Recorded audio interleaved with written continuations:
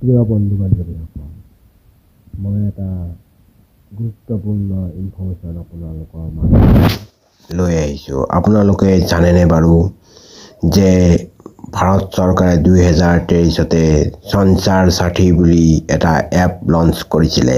এই এপটোৰ উদ্দেশ্য আছিলে যে আপোনাৰ মোবাইলৰ পৰা ডাটা তথা ইনফৰমেশ্যনসমূহ সংৰক্ষণ কৰি ৰাখি গভৰ্ণমেণ্টৰ হাতত ছেফ হৈ থাকে, বা আপোনাৰ কেতিয়াবা মোবাইলটোৰ চুৰ হ'লে IMEI নম্বৰৰ জৰিয়তে তেওঁলোকে চোৰ বা অপৰাধীক সহজে কৰায়ত্ব কৰিব পাৰে।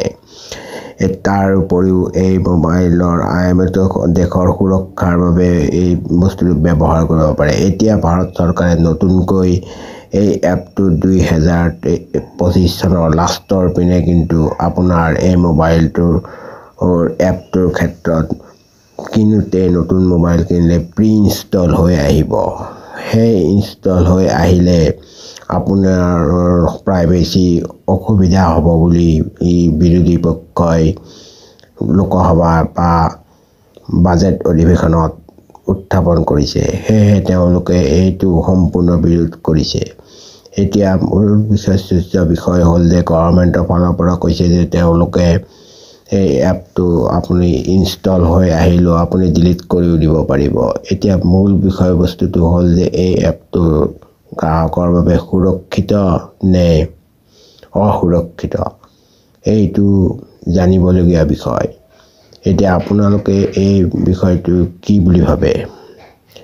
এতিয়া এইটো পুংখানুপুংখভাৱে ভাবি চাবলগীয়া কথা। বিৰোধীয়ে কৈছে যে ৰাছিয়া বা উত্তৰ কোৰিয়াৰ দেশসমূহত যেনে স্বেচ্ছাচাৰী শাসন চলে তেনেকুৱা হ'ব বুলি কৈছে। এতিয়া গভৰ্ণমেণ্টৰ ফালৰ পৰা কৈছে যে তেনেকুৱা নহয়। আপোনাৰ মোবাইল চুৰি হ'লে সহজে ট্ৰেক কৰি অপৰাধীক ধৰিব পাৰিব বা দেশৰ সুৰক্ষাৰ বাবেহে ইয়াক ব্যৱহাৰ কৰাব। কিন্তু এতিয়া আপোনালোকে কি বুলি ভাবে? লাইক, কমেণ্ট আৰু শ্বেয়াৰ কৰিবলৈ নাপাহৰিব। আপোনালোকৰ